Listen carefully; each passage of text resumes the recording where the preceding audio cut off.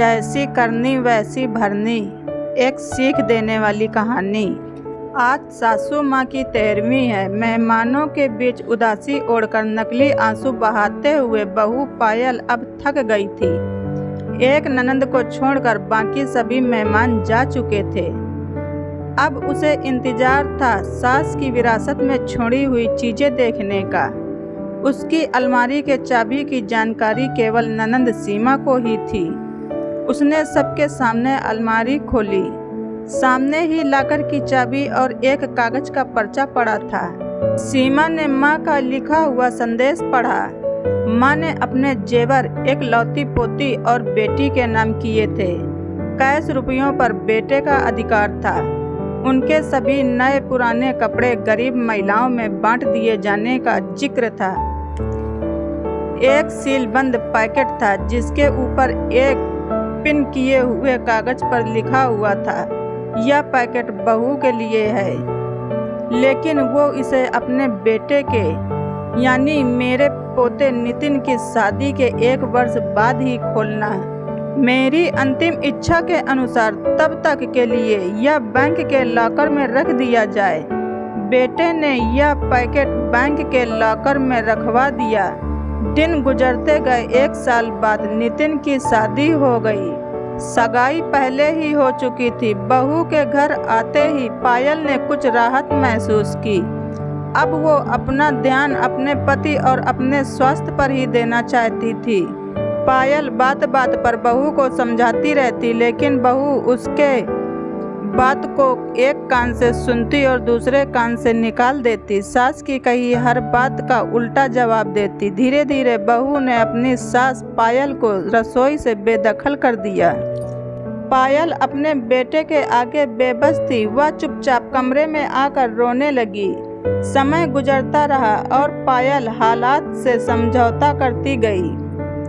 अब पुराना संयुक्त परिवार का जमाना नहीं रहा जब सास बहू पर हावी हुआ करती थी। आज की बहू सास की एक भी बात नहीं सुनती है और ना ही उन्हें मानती है। अपने तरीके से जीना चाहती है। पायल ने भी तो यही किया था ना अपनी सास के साथ।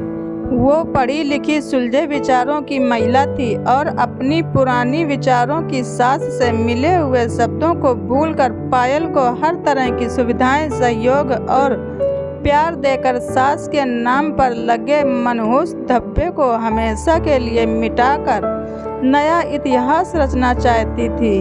लेकिन पायल क्षण भर भी खुशी न दे सकी अपनी सास को। आज उसे सास की बहुत याद आ रही थी।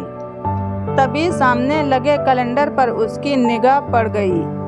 2 दिन बाद ही बेटे बहू की शादी की पहली सालगिरह है। सास की वसीयत के अनुसार 1 साल पूरा हो चुका था। तीसरे दिन ही वो बैंक जाकर लॉकर से अपने नाम का पैकेट निकलवा कर ले आई।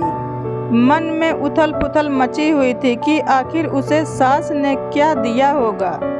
बेटे बहू के इधर उधर होते ही पायल ने वो पैकेट खोल दिया। पैकेट के अंदर सास के तह किए हुए लगभग 1 दर्जन पुराने रुमाल थे और एक दूसरा पैकेट भी था, जिसे देखकर अचानक उसकी आंखें एक सवाल लिए सिकुड़ गईं। साथ ही पिन किए हुए कागज पर लिखे शब्द पढ़ने लगी।